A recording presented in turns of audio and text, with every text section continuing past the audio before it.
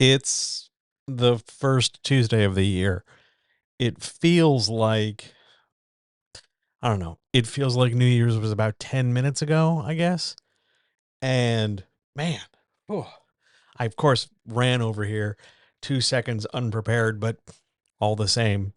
Yeah, it was a good break. I took a couple weeks. I swore I wouldn't do any work, so of course I did a ton of work. But yeah, it's good to be back. It's good to be here. We're gonna answer some questions today. We're gonna start the year really strongly, I think. And oh, just as a note before we get going, I'm gonna sneeze any second. Other than that, um, stay tuned at the end of this because there's an announcement about what's happening tonight. It'll be good. I think it'll help. But for now, yeah, let's finish getting all the ducks in a row, and I will be uh, here in seconds to get everything all set up. So, like, count to five, and then we'll get going. Okay, we good? You all right? Okay, let's go to work. And now we'll see how good you are.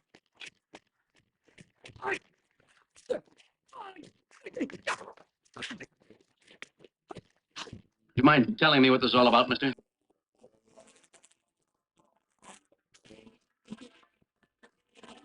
He'll teach you everything. What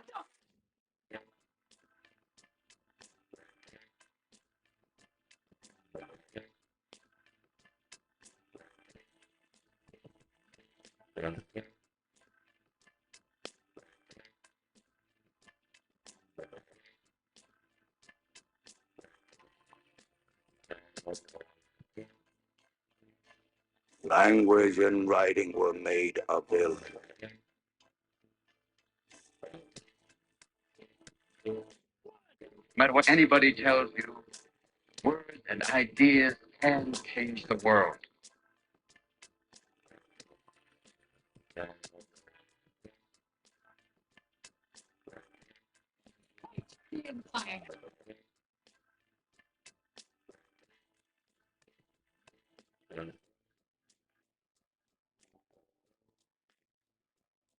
So anything that you could do to help would be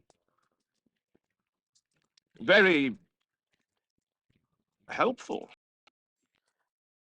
My thanks, of course, to my good friends over at Katsuro Beats for putting together a new intro. Thanks, everybody. And hi, I'm John. This is the first Writers Chat of 2024, the Writers Chat for January the 2nd. And if you don't know who I am, hi, I'm me, you're you. And I've been a developmental editor and writing coach now for 20, it'll be 26 years this year, which is bananas to me. But here we are all the same. And if you don't know what you're doing here, if this is the first time you've ever been here, first of all, awesome, welcome. This is the Writer's Chat, where I'm going to answer, I think it's 13 questions this week, plus whatever questions from people in chat. Hello, chat. It's good to see you guys. I hope you're doing well. I'm sorry some of you have had to go back to work. It sucks. I hear you. But it's really nice to be here and really wonderful to do this. Shall we do the traditional opening? Shall we hit this thing off? Ladies and gentlemen, guys, gals, non-binary pals, friends, writers, makers, dreamers, enthusiasts, anti-capitalists, anti-colonialists, revolutionaries, nacho lovers, soap likers, razor blade manufacturers, anybody who's ever considered buying a ukulele, people who have found a deep and abiding love of bad television, anybody who can laugh at some good cartoons, and most importantly, the comrades. It's great to be back. It's great to be here. It's nice. I've missed you. I've missed doing this. And there are some fantastic questions today. So if you're in chat, if you're watching this live on Twitch, or if you're catching this after the fact on YouTube when it goes up there, uh, ask your questions. And you on YouTube, leave them in the comments down below. Please don't forget to like and subscribe, because that actually does mean something to me. It's not just algorithmic nonsense. And if you're watching this on Twitch, don't forget to follow and subscribe if you so desire. It means a lot to me there too. But if you're also watching this live on Twitch, you can leave your questions and I will happily answer them as they come up. Shall we get going? You want to do this? There's some good ones. First question. Here we go. Don't fuck up the year. Everything's riding on this question. It better be good. Question number 1. How do I set realistic expectations for myself? Okay. So it's January and people love making resolutions. They love making these big, giant public demonstrations, public displays of what they're going to do and how they're going to manifest things and how they're going to make stuff happen and how it's just going to be their year. And here's a stream of gifts to recognize how it's going to be their year. And I don't know if you know this, but the vast majority of people who do those things, they don't get the things they want. They're not guests on those podcasts. They don't lose, 100+ pounds. They don't quit smoking. They don't stick with going to the gym. They don't start a novel, finish a novel, get published, get a movie deal, anything like that. And that's because while they're very good at saying what they want, it's wonderful and easy to imagine and daydream a bigger, better world. The hard part is the doing. The hard part is turning that idea into an actionable plan. It's great that you want to do X, Y, and Z things. I think you should. I think you should do 10 times more than X, Y, and Z. But only, and this is a big one, but only if you have a plan made up of reasonably sized steps that take you from one piece of progress to the next, to the next, to the next, and so on. Because if you just say something like, oh, this is the year I sell a thing to Hollywood. Okay, where do you get started? How do you make that work? This is the year I'm going to write a novel. Cool. What's your first step? What's your second step? What's the 5th step? By turning a goal into a set of actionable steps you can actually do, reasonable steps, not just like write thing, sell thing, win, but turning that into like, I'm going to write X number of words, then I'm going to write more, then I'm going to keep doing this, then I'm going to keep doing that. By turning it into something actionable, you reduce the intimidation factor. You reduce the frustration level. And yeah, you arguably stretch out your distance from where you're at to your goal. But all of those actionable steps are things you can accomplish. Instead of being, I'm going to write a movie, it turns into, I'm going to write 2 pages of a screenplay every day. 2 pages is a lot less intimidating than I'm going to write a screenplay that gets me into Hollywood. Your reasonable expectation comes from your ability to break down your dream into steps you can do. And to get better at that, you have to do it. You got to practice it. So pick a goal, pick any goal, break it into steps, figure out what those steps are, figure out what step feels too small, and then go a little bit past that. Figure out what step is the first step where you really start to balk and go, I don't know if I can do that.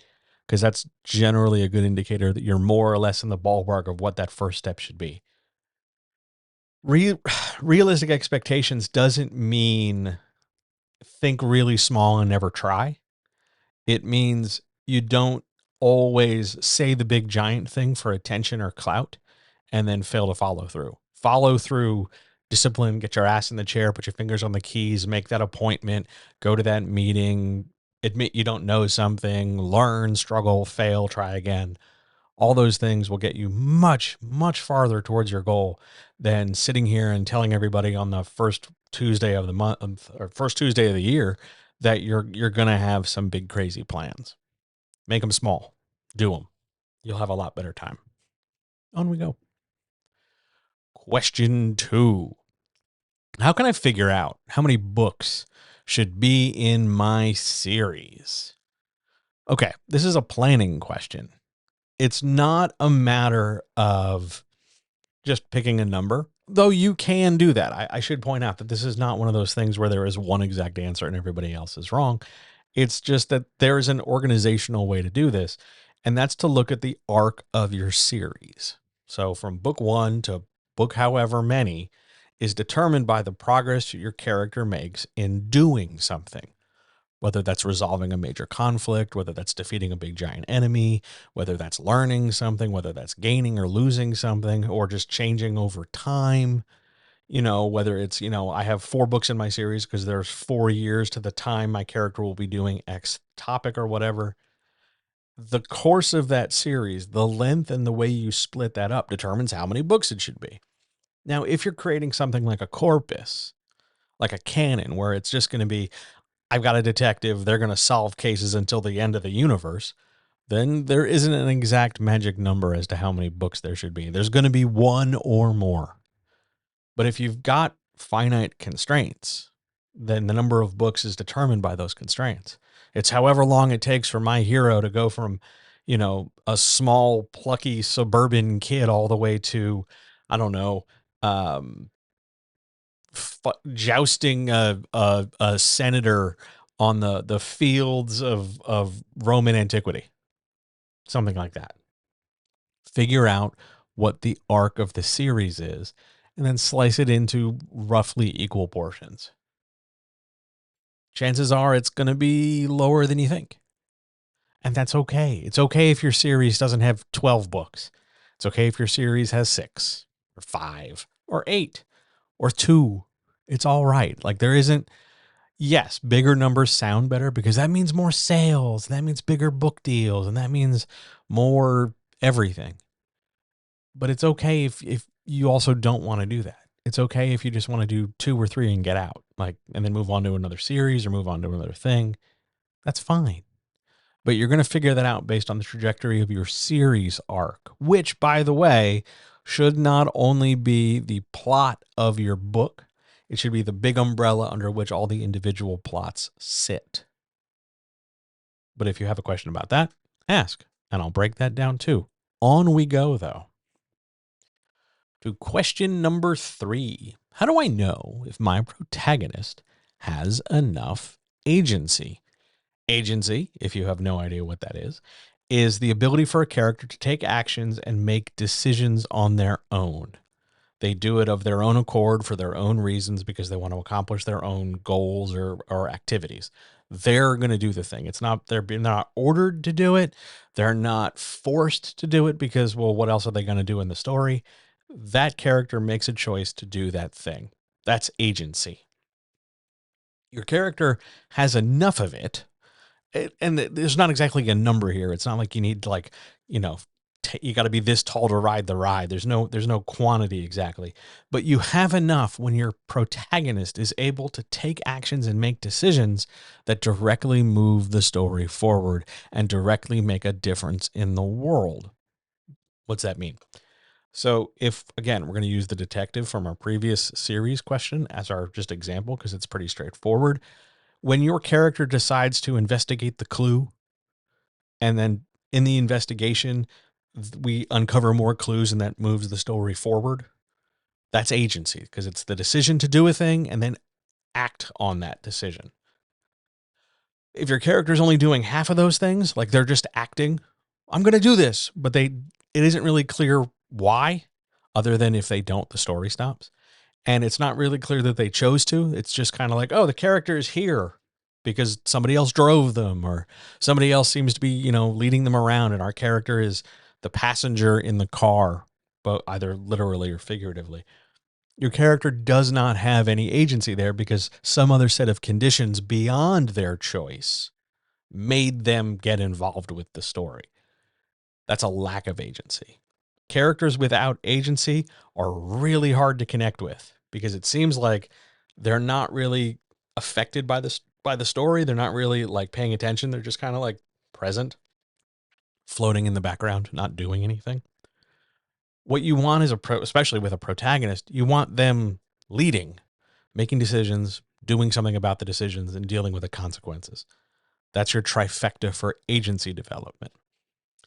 If you're going to ask me, is it possible to have too much agency? Not really. Yeah, sure. It's possible in the same way that it's possible to have, too much of a good thing. But there's no theoretical like maxim to dictate how much agency is too much, because the agency is what's driving your character to do stuff.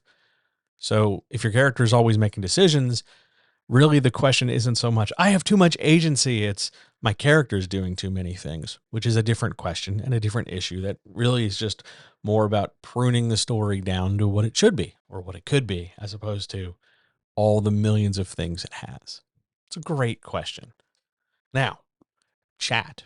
People there of an indeterminate number, because I can't see how many people are here. I know there's at least one because they said hello to me. Hello. Anybody out there in chat have any questions? Hey, everybody.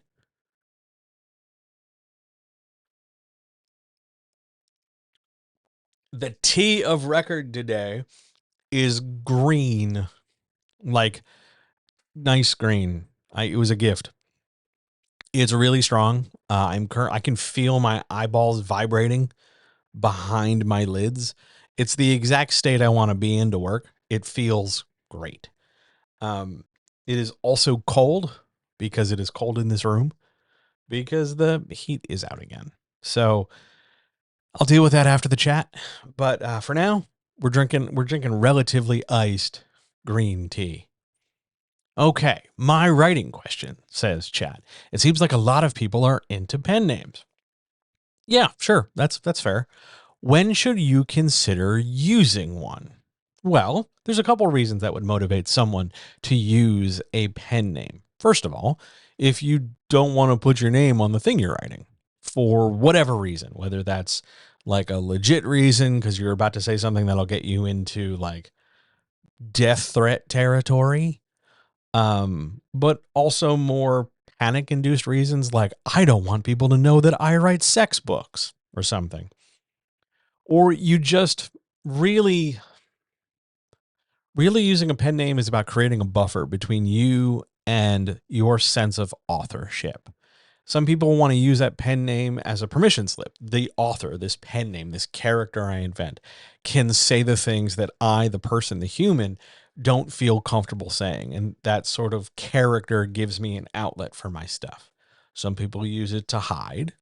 Some people use it to just make a distinction. Like, let's say you're someone whose last name or first name does not really reflect how you identify or who you are, or it associates you with people you don't want to be associated with. Use a pen name. Change your last name. Just go to your initials. Something like that, although small, you don't always need to like create this new dramatic thing. But yeah, or for instance, as also suggested in chat, if you just can't, if you don't want to make somebody try and spell your name because it's got a mouthful of consonants, then yeah, you want to try and find an easy and palatable replacement just to spare everybody the difficulty of understanding why 4 consonants can get into a row. The real thing of it is, it's what you want to do with it. For the people who are hiding behind it, and I mean that not in an aggressive way, but in the people who are like, I don't want people to know I'm writing a thing because they'll judge me. They're the people with whom I usually get fussy with when it comes to pen names, because I don't think you should hide. I don't think you should hide. I don't think you should stop liking what you like and stop creating what you want to create because you're afraid someone in your church group is going to find out that you've written a sentence using the word penis. Like that's just weird to me. Like, own what you love and say it proudly, cuz who cares? What are they going to do? Come and take your keyboard away? You're going to let them? The people who have an intention behind their pen name beyond just I want to be sheltered from judgment, they're the ones who I find tend to use a pen name that is more dynamic, more suggestive of who they are. And it's not like I used to be really like against pen names. I've softened in my old age, I guess, because go ahead if you want to use it, but use it for a reason that doesn't deny your art. Use it for one that helps you create more. Other than that, yeah, slap your name on there. Good question. Great question. Any other questions?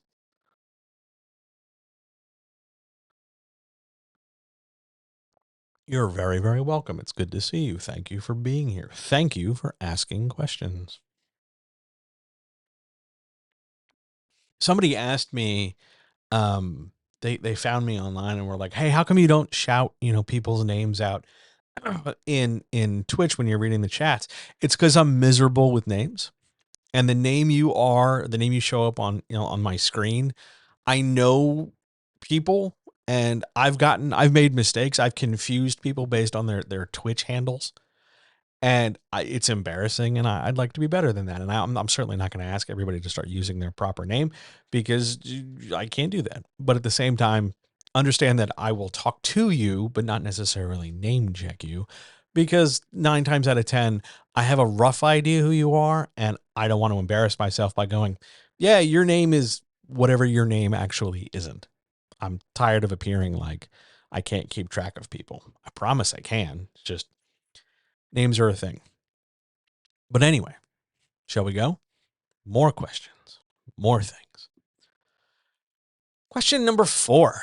How do editors set deadlines? This comes up more and more as I talk to more writers who are pushing into traditional publishing spaces.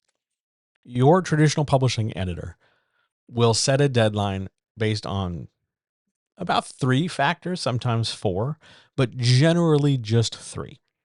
First factor, they're getting pressure from the tier above them, the publisher, the usually the financial people involved in the publishing side of things, to determine when this book has to move forward. It has to go to the printer on X date in order to make the deadline they've set. So we then count backwards and go, well, in order for it to get into its best shape before it goes to print, it has to be done on whatever certain date. And then from there, you work backwards to figure out, okay, so if it needs to be totally done by, I'm going to make dates up, July 1st, I need to get it back from the author by June 1st, let's say, giving the editor a month, June to July, in order to make whatever changes, polish it up, clean it up, finalize it, and send it off. That's the process. The other factors depends on the shape of the manuscript. Is it really messy? Is this a thing where the editor is going to have a lot of Zoom conferences where they're explaining like, oh, this is a problem, that's a problem, what about this, what about that, have you thought about this? And it really needs more editing than it probably could, get in a short period of time. There's a lot of books that are, rushed out the door to some degree because spending so much time on them would be counterproductive to the financial interests. Ideally, what should happen is that you should go to publish your book and people take as long as it takes to become the best book version it can be. And your editor is patient and kind and knows what the fuck they're doing, and it helps you become a better writer. The problem is, in traditional publishing, that's not a priority anymore. The priority is how quickly can we make a product that we can sell to make our money back. So those deadlines become these very inflexible things rather than just sort of milestones. Also, some of those deadlines are affected by another financial consideration, contract terms. If writers, according to their advance and their payout schedule in their contract, get paid at certain points, you want the book publication or the book strategy moving forward to line up with that stuff. You don't want the book moving at one schedule and your author payouts at another schedule, because it feels disorganized, it feels disconnected, and a lot of publishers want everything nice, neat, pretty, and clean. So you end up in a situation where your deadlines become fairly informed, fairly stiff, fairly conditional on things. And oh boy, howdy help you if the author needs to move one, because really uncomfortable conversations occur outside of the writer's space. Because what do you mean they need an extra 2 weeks? That can throw a book back 6 months to a year. It's a lot of dominoes, and they do love to topple. That's how editors set deadlines. Question number 5. What is a growth curve? Okay, there are 2 different growth curves to talk about. I'll cover them both. One growth curve refers in a narrative perspective. It has to do with a story, and a kind of story where a character is maturing or developing in some capacity. They're getting better at a skill. They're mastering the sword forms. They're getting better at casting magic. They're becoming a better lawyer. Usually there's a montage or something involved in film, right?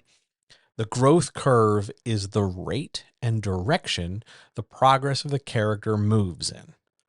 They try, they get better, they fail, they have a setback, they keep going, they get better, and it generally trends upward positively, meaning it gets better over time, and the amount of progress they make increases over time in a slightly parabolic, a curved kind of way. It's not, if we're going to, visualize things, it's not a straight line. And it's not at like a 45-degree angle. We're not like making a right triangle out of our chart here. We're going to curve a little because we want to spend time and space on the page developing it, maybe in a regular stage for a while. Maybe we're going to plateau for a little bit before we reach the next challenge. Maybe we're going to stay and stretch something out before we move on. That's fine. That's called a narrative growth curve. It's the progress a character makes. That is generally going to happen in your late first through second act. It's going to stop probably around the climax of the story, though a lot of great story structures have the climax of the story be the moment of the character reaching its final greatest growth point, because that's the moment where everything hangs in the balance. So finally the character casts the right spell or does the secret judo move or something. That's the moment where it really sticks out. That's a narrative growth curve.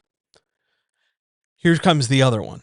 The authorial growth curve is the projection and the trajectory a writer goes on to make progress towards not only their immediate goal, but their improved quality in writing. How well you write, the improvement you make is marked in a growth curve. So if you spend a lot of time writing, but you're not seeking advice, you're not getting feedback, you're not doing anything involving other people, you are just sort of doing more of the same, you're not really growing, you're just passing time.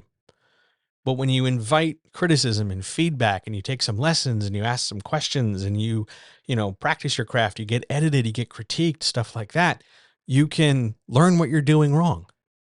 You can see the mistakes you didn't know were mistakes. You can make a difference with that. And your growth as a writer can be charted. Generally trending upward, we hope. Generally nearer a 45-degree line than a curve, than a parabola, or a half a parabola. But hey, we're getting somewhere.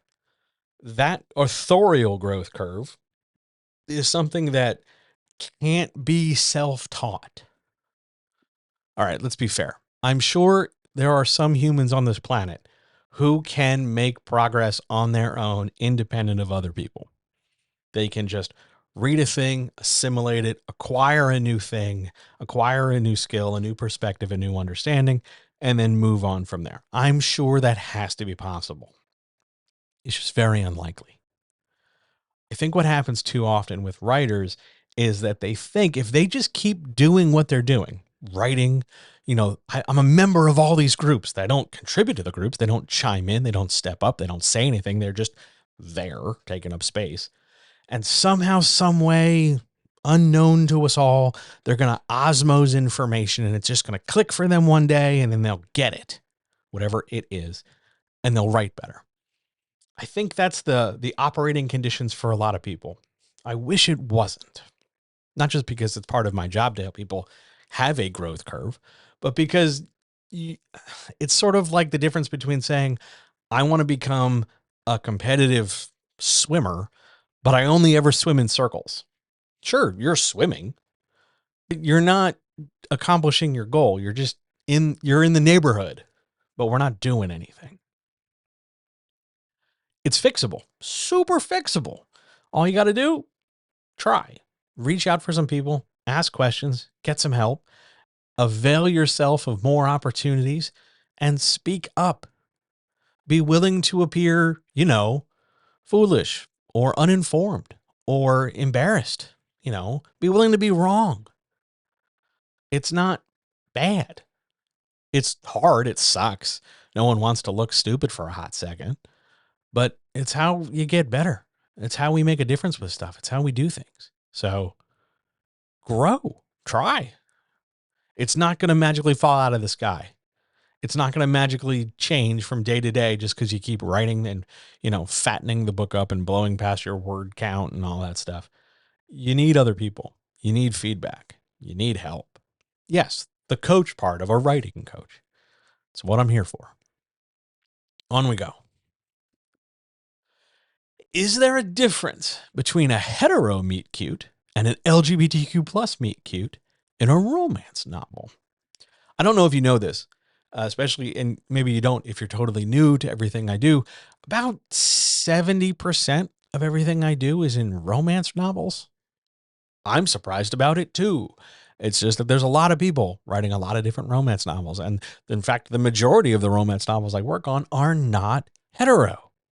It's pretty rad. But a meet cute is a kind of fundamental building block in a romance novel. We've seen it in rom-coms. I think we've talked about it before too. A meet cute is a scene where character A meets character B in generally a cute, fun, quirky kind of way. And then they meet, and then the story picks up and takes off from there, so long as there's a positive impression made during the meet cute.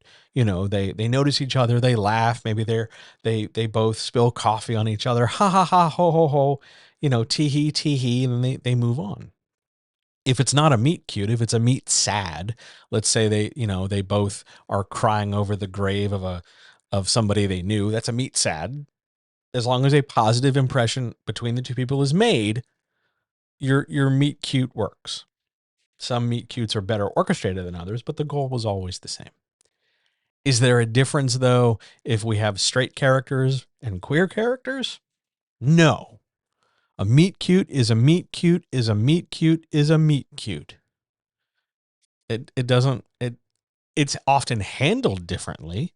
You'll have two guys in a gay meet cute. You'll have two guys in a different circumstance. It could be an office, but it could also be a gay nightclub. Different circumstance, same concept. There's no functional difference. All we're changing is the set dressing, the setup, the situation, the colors on the wall, and the names of people and the situation that's happening. But what it is does not change. On we go. Chat. There's a lot of you now because now I'm seeing more people. Are there other meet something suffixes, like a meat fight? Yeah. There's a meat fight. There's a meat fuck. There's a meat cute. There's a meat hate, meat sad. Pretty much any kind of suffix can be bolted onto meat and it'll work. Really, once you change the suffix, you end up in a situation where, instead of a positive impression, because a meet cute has to be positive. The characters have to positively bounce off each other and go, oh, wow, I really had a good moment there. Cool.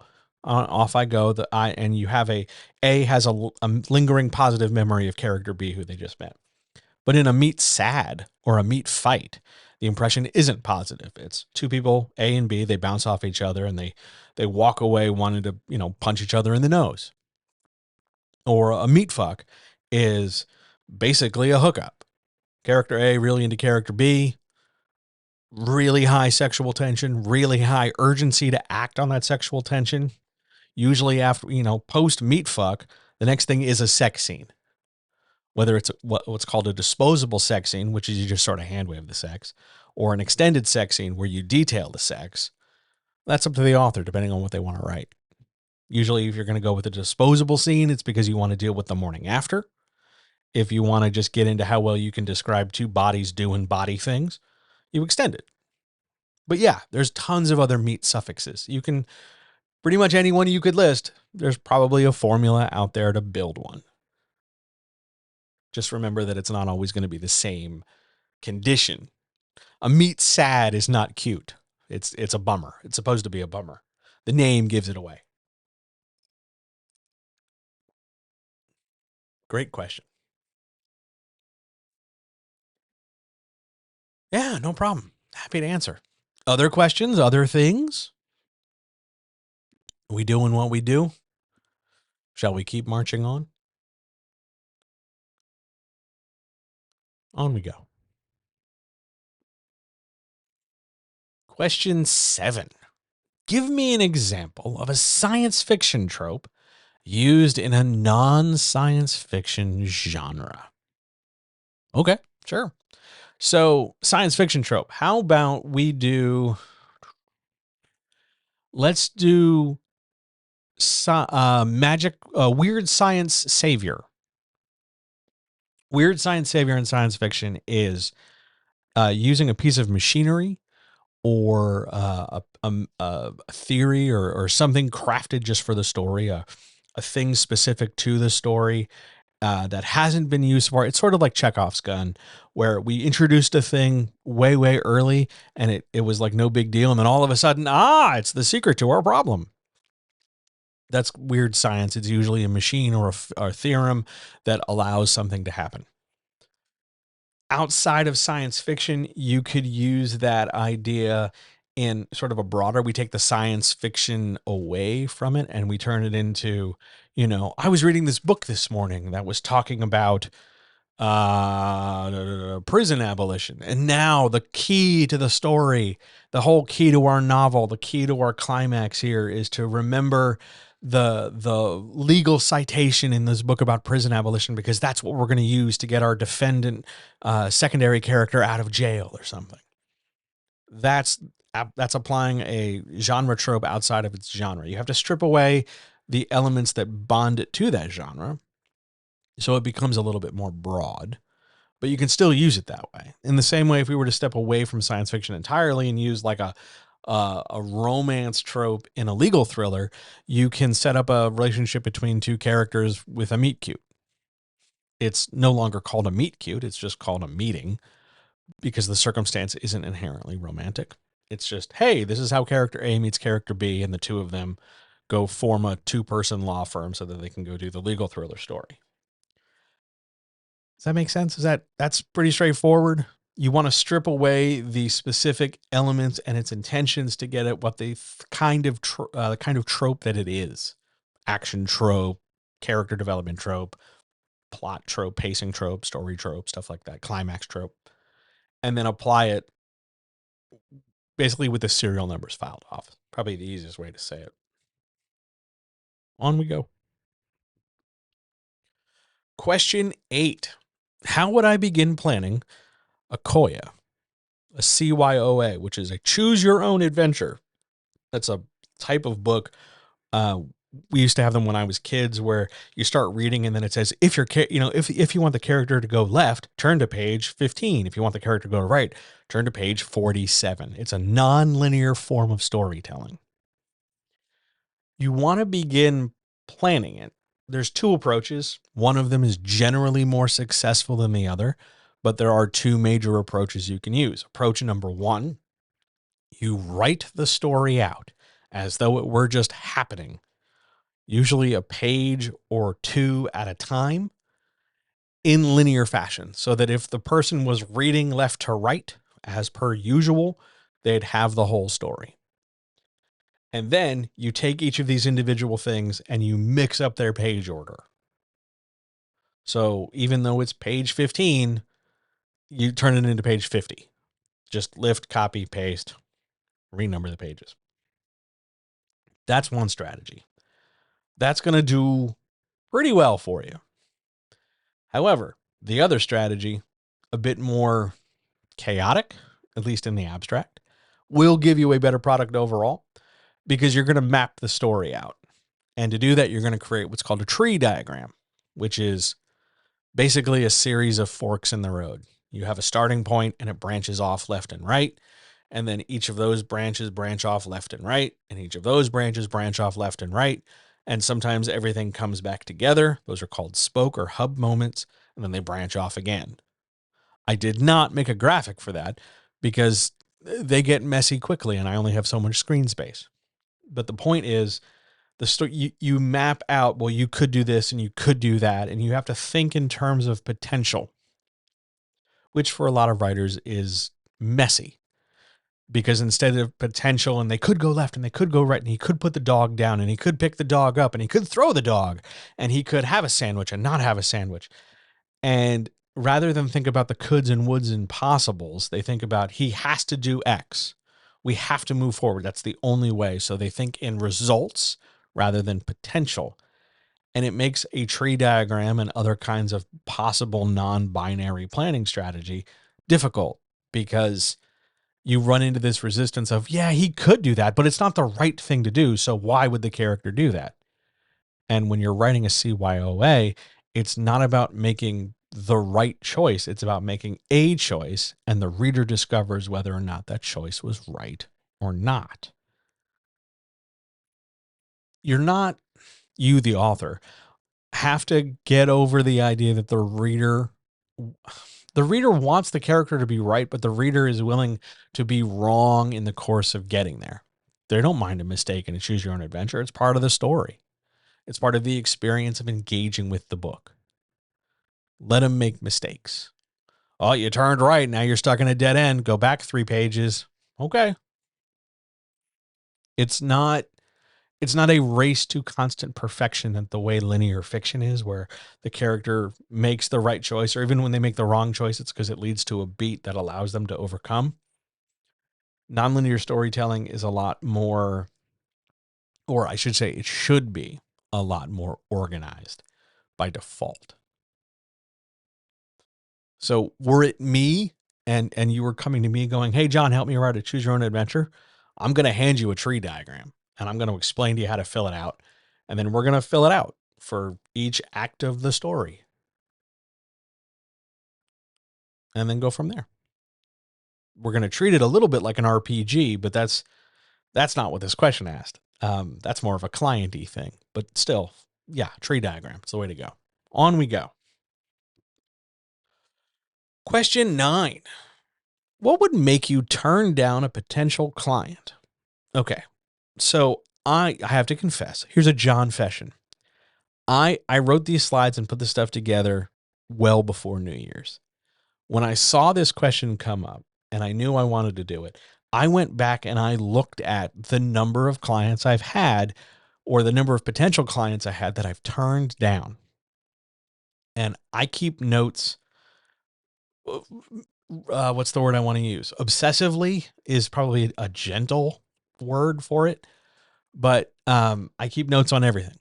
Weekly, sometimes daily, sometimes both. To date, starting in 1997 to now, I have turned down 11 clients. That is people who I've had more than one meeting with, not just, oh, I'll come back and talk to you when I get paid, and then I never see them again. But people who I've had at least one meeting with that ultimately it did not work out. 11. And most of the time, the things that have made me say, hey, you know what, this isn't working out, are the following things. It is not very many. Out of I've had almost 300 total. 11 is tiny. I've been very, very fortunate to be blessed with many, many hardworking people and many, many great authors and creatives. I'm very, very grateful. Here are the factors that have led me to turn people down. 1, they spend an equal amount of time to their writing talking shit about me, and then I find out about it later. That doesn't really happen so much anymore. That was more of a young John thing. 2, they don't actually do the work. Like, they don't give any intention. They want the end result, but not the effort. So I know it's not going to work out. 3, they're a Nazi. Or I discover they're a Nazi pretty quickly after they tell me or extol the virtue of the book they're going to write. And then they reference, hey, have you seen this guy before? I want to do it like this. And then I've never heard of that guy. So I go look him up and I'm like, oh, that's a guy who believes in eugenics. Okay, that's not going to work for me. Or generally they get really, really angry at either what I do, how I do it, or the fact that I should be paid for what I do. Those are the biggies. A lot of people, when they find out what I do, they scratch their heads at it because I think they think what I'm doing is wasting their time, like helping you schedule, helping you get past writer's block, teaching you about how to make a thing better seems not what they signed up for. They wanted somebody who would just tell them what to do, or somebody who would probably more likely tell them that they were doing great and they should just keep doing it. Second of all, they don't like how I do it. Things like consistently using one form of word processor with comments and track changes can be frustrating to people because it means I have to comment on your work. And some people don't like being told, hey, that's not how you write that kind of sentence, or this dialogue doesn't make any sense. Rewrite it. Things like that really bug people. And then third, probably the most apparent, um, I should get paid for my labor. You should pay people for their labor. So pay me. And yeah, it's going to cost you some money because it's not cheap, but that doesn't mean it's like bajillions of dollars. And that doesn't mean I'm not going to, ask, hey, do you need a payment plan? Or how can we make this work for your budget? It's just that the fact that there has to be a budget, this isn't like, can I give you $10 and you do my book? No, but money is often an issue where somebody's like, I'll get back to you. Or, you charge so-and-so this much. Yeah, but that was a different thing. And yeah, it becomes a whole problem. And yes, although I've never had somebody ask me, please edit my work, but leave no comments or markup. Okay, thanks. Bye. I have had some people give me some really interesting responses to comments. Like, I wasn't expecting you to leave as many as you did, or I don't think I had one lady once tell me that I was wrong. I don't mean wrong like I highlighted a thing and she disagreed and she wasn't going to make the change, because that happens all the time. That's no big deal. But I was structurally and technically wrong. Like I said, hey, that's not how you'd use just a colon, a straight up colon. And she was using them wrong. And I said so. And then I said, hey, you can go look in, I think I was using Chicago at the point, the Chicago Manual of Style, this paragraph, this page, here's how you do it. She just told me I was wrong. I've had that experience once. It was surreal. But yeah, most of the time, the number one problem, if we're talking about problems I run into, it's people say they're going to do a thing and then they don't show back up. I quote you a price.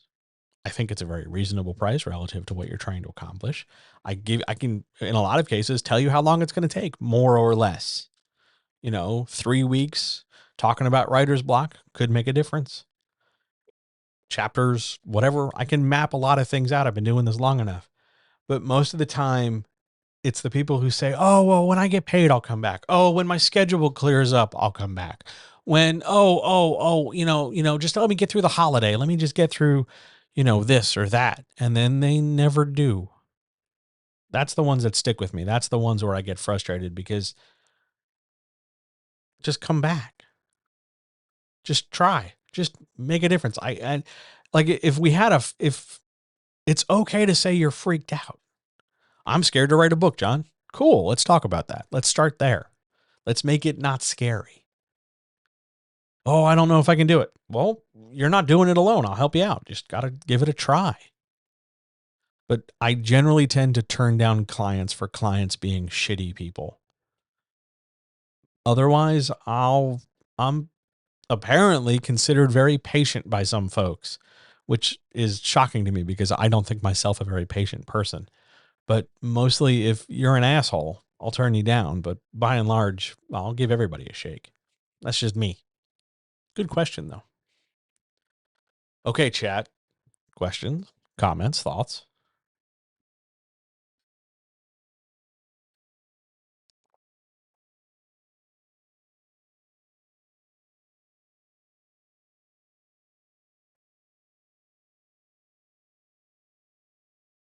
Yeah, we're good. Keep going.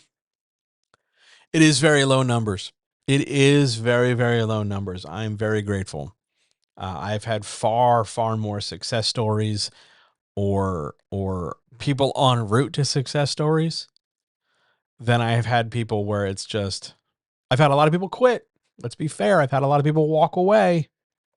I've had a lot of like get your toes up to the finish line, nearly one step away, and then off into the west they diminish. But yeah, I haven't been struck by a number of folks who have just been like, "Oh my God, you're a terrible human," and I don't want to deal with you.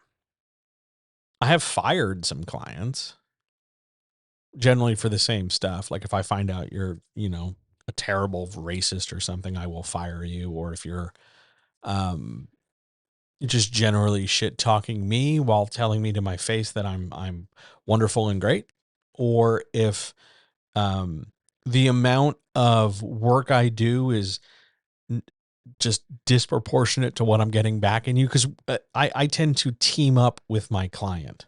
We're in this together. I want to get you to your goal. I want to help you, and I'm willing to go more than my 50% in a lot of cases. But you have to try. You have to do more than nothing. And I've had a couple people where it was just like a real struggle, a real slog to just deal with them. It was always frustrating. It was always aggravating. It was always too much time for too little return, always complaint, always a problem. Minimal effort on their part has almost always soured the relationships on me that have gone sour. But yeah, 11 people out of nearly 300 is not a lot of firings. So yeah, that's me. I'm sure other people in my field have different numbers, but also other people in my field have far more clients than I do.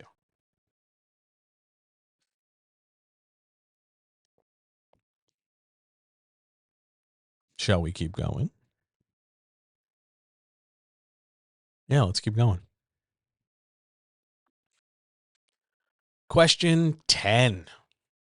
If chapters can be any size, and they can be, does that mean scenes can be any size? What's to stop me from having giant scenes? Nothing. Chapters can be any size, scenes can be any size. Most times, I'm going to tell you that a chapter should be 1 or 2 scenes, and that's not because that's the rule, but that's a great way. It's because it's a great way to organize information. Have 1 or 2 things happen, and then move forward. Sometimes you can have 3 things happen. I mean, it's not a rule. It's a suggestion to help you stay organized. If the one thing that happens is a big, complicated deal, like a climax, for instance, yeah, that chapter, that scene can be huge. Because it should be, because you want the reader to pay attention there, because the stuff that happens there matters. Whereas a smaller chapter where it's just, I don't know, 2 guys driving driving an RV across the country, and all they're doing in this particular chapter is just reaching a certain destination, well, that's going to be like a 1-page kind of a thing. And that's fine. What's going to stop you from having giant scenes? Your ability to write them, I guess. I mean, you could have a scene that's as big as you want. Giant here is subjective. You might say giant is 5 pages, and somebody else might go, no, giant is like 20 pages.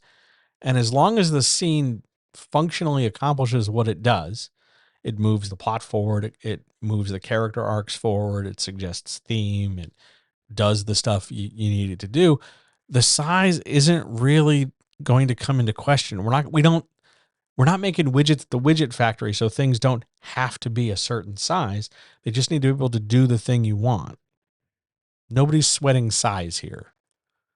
At least you shouldn't. I know people do, but that's because they're looking at a finished book and assuming that it was always in that state. You buy a book and you flip through it and you go, chapter 15 is 4 pages. Therefore, all chapters need to be around 4 pages. That's not a writing decision. That's an editorial decision. That's a printing decision. That's a marketing decision. That's a publisher decision. From a writing perspective, your job is to tell the story. And if that means that, chapter 20 needs to be twice the size of chapter 8, well, okay, then I guess that's just how it is. Nobody's going to think to question it if they're engaged in the story. Don't overthink it. You'll be fine. On we go. Question 11. Is there any value to parentheticals or footnotes as an aside to the reader? Oof. No-ish. No with an asterisk. Okay. We have to kind of take a step back to answer this question more effectively. If you're writing something in a particular casual voice, let's say like a blog post or a newsletter, then a parenthetical aside where you step out and you mention something that's not the direct line of what you're saying, but it's sort of like a little comment on what you're saying, or you're going to expand on an idea or say something snarky or make a joke or something like that, then yes, a parenthetical can be useful if the voice sets it up. If I'm writing a first person, all my newsletters and stuff are in first person. So if I'm writing a newsletter and I need to say something where like I'm going to say, as I did on Discord the other day, see, this is the part where I'm going to talk about other people. The fact that I'm calling your attention to something and then I will go do that thing, the parenthetical is justified because it's how I wanted to construct the casual sounding voice to do what I wanted to do. Footnotes in fiction need to be something that are made useful by the voice and context. If you just randomly start chucking out footnotes because you're just trying to make jokes, and the jokes are jokes because jokes are jokes, and like joke, and we're just there to, show off how funny you think you are, footnotes aren't going to work.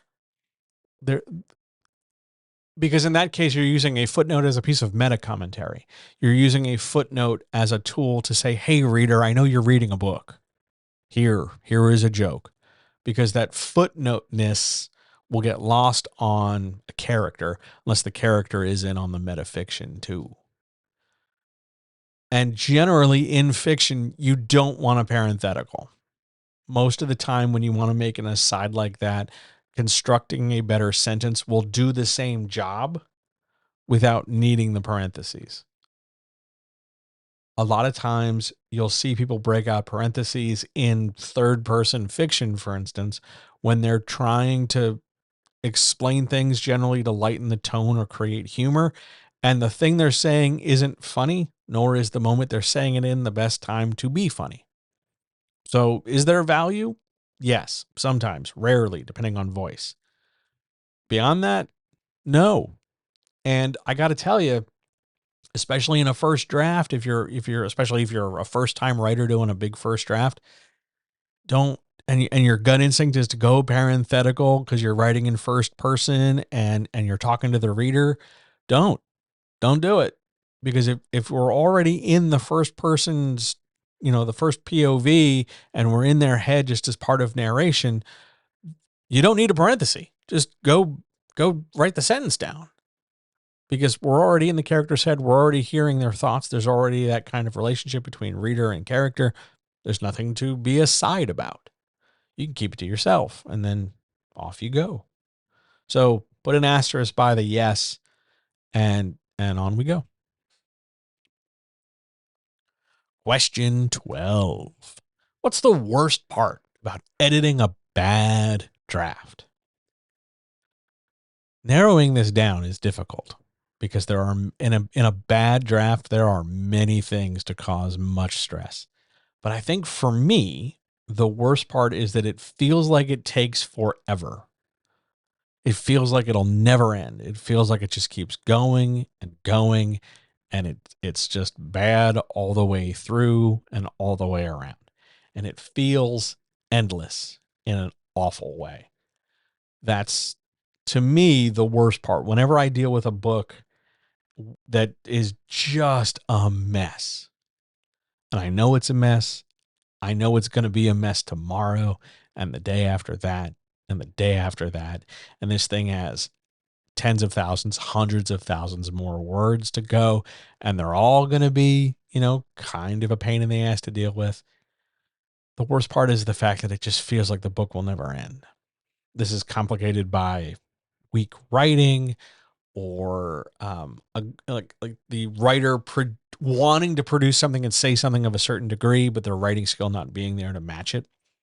And you're left with a situation of just sheer frustration because I want them to be better. I want them to do well.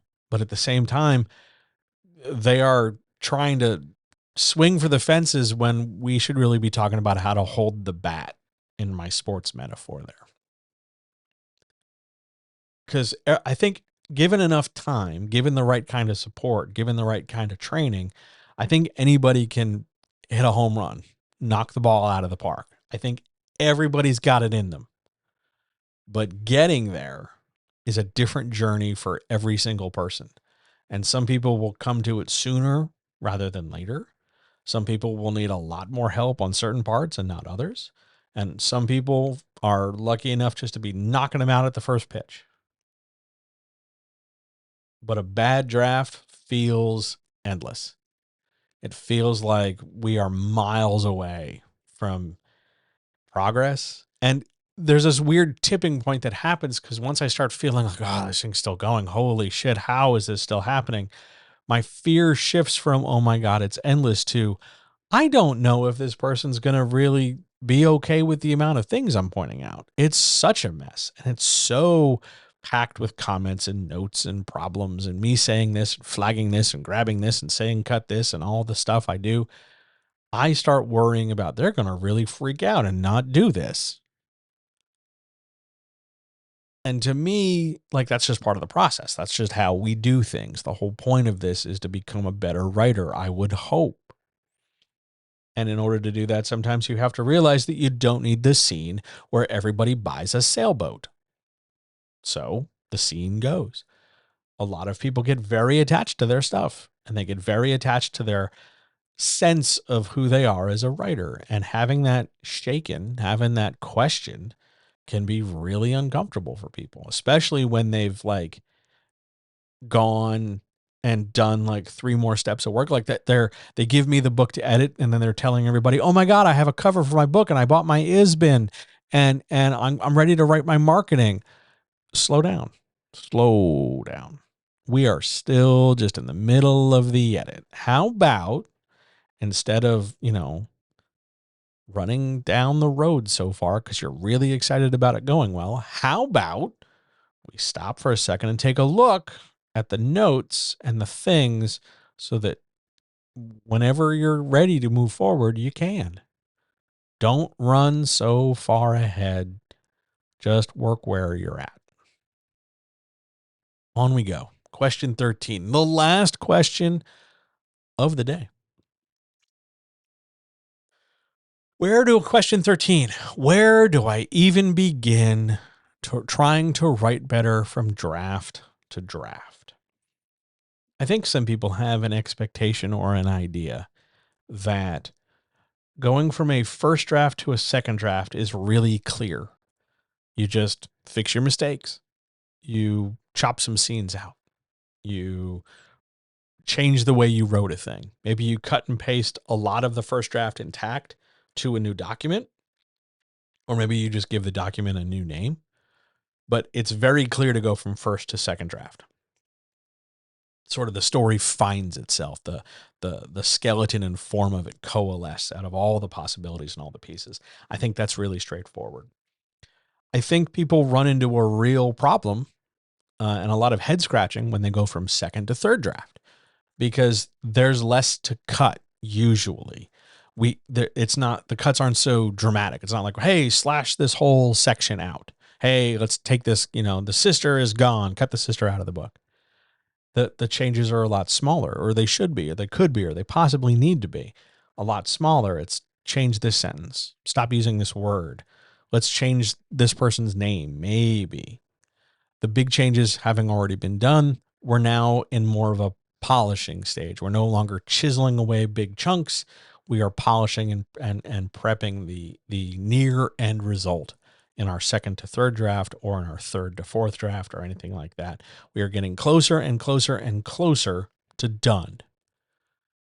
If you are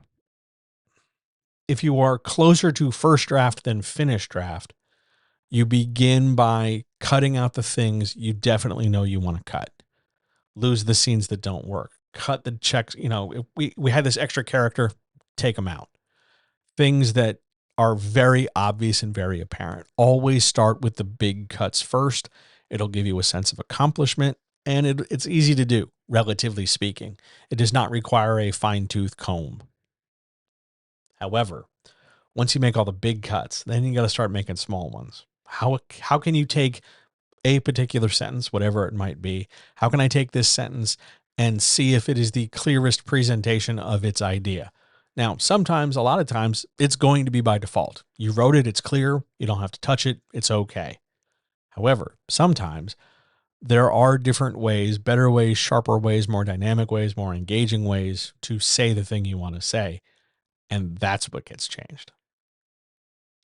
And that's where I think a lot of writers fall into that cycle of constant revision, because they can find 5 other ways to say a sentence.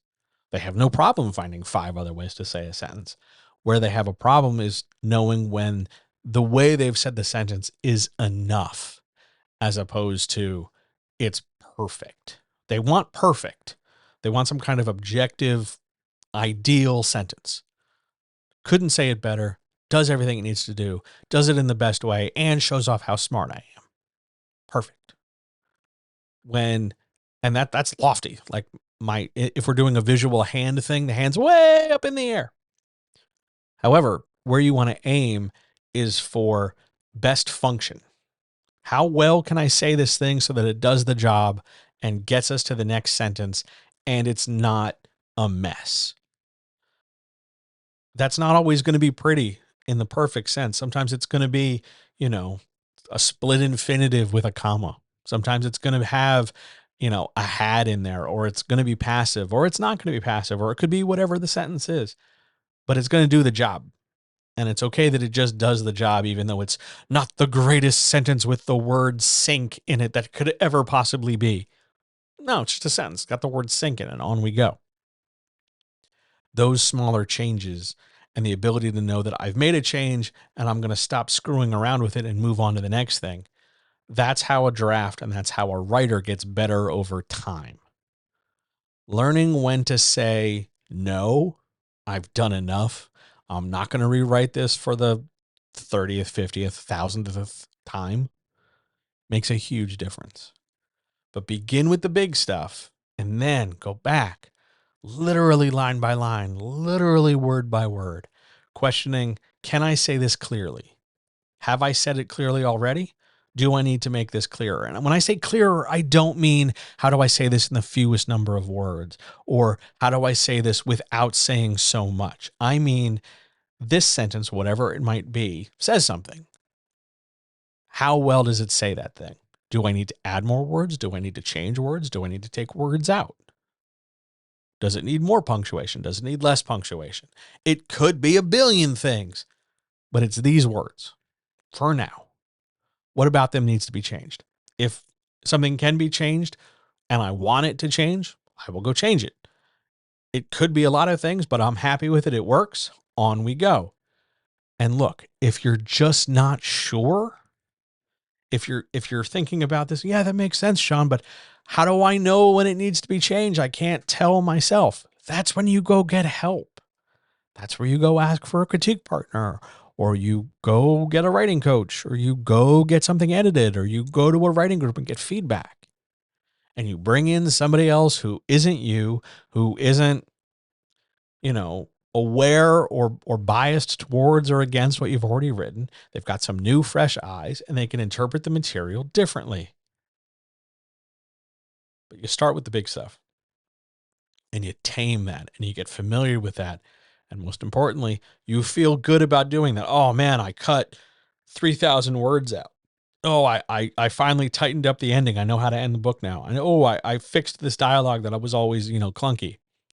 And you build on your successes. I've done 15 things right. Let's go after that 16th now. Okay, here we go.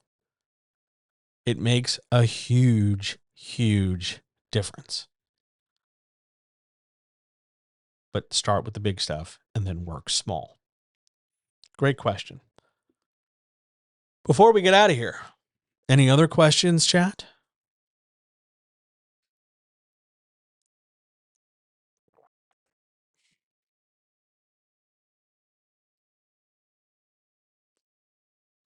Now, before I go to the outro, I did promise way back at the beginning, I did promise an announcement about what's tonight. So hang on a minute while I scroll down here and I tell you about tonight. Now, tonight, I will be right back here. That's right. It's a 2-stream day because tonight I'm talking about theme. You know, theme, the thing that all publishing says your book should have, and all the stuff that matters. I'm going to talk all the way through theme, what they are. I have a list. It's a long ass slide. There's like 100 themes. I'm going to go through a lot of them. If you're on the Discord, by the way, the whole list is available and you can ask a million questions all you want to it. Please do take advantage. But yeah, theme. I want to teach it tonight. I want to cover it, talk about how to build them, how to fix them, what they're supposed to do, where they go, how to make it work, how to avoid problems with it. I want to cover theme. So I will be right back here on twitch.tv/John Helps You Write Better at 7 p.m. Eastern. Now, it's also worth pointing out that just like the regular chat, this will also be up on the podcast feed when it's done. But tonight we talk theme, one of those big giant boogeymen in writing. It's time to demystify it, and it's time to do something with it that can actually help you do what you want to do. So that's coming tonight. Shall we go to the outro? Shall we outro? Let's outro. Work complete. I'd like to thank Midas for producing the new outro music. It's a bit more chill. I like chill. Chill's good sometimes. I want to thank everyone for being here. I want to thank you for hanging out, asking your questions, being in chat, having conversations, just being great with this. You can check out everything I do. It's available on YouTube. It's available wherever you get your podcasts. Just search for John Helps You Write Better. And thank you for everything today. Welcome back to 2024 and more writing advice. All power to all people. I love you, and I will talk to you tonight at 7 p.m. Eastern, right back here for theme in all its thematic goodness. I should make the outro a little longer. Oh well, either that or I'll get better at hitting the post. Thanks for being here. I'll see you guys in a couple hours for more. Have a delightful day. See ya.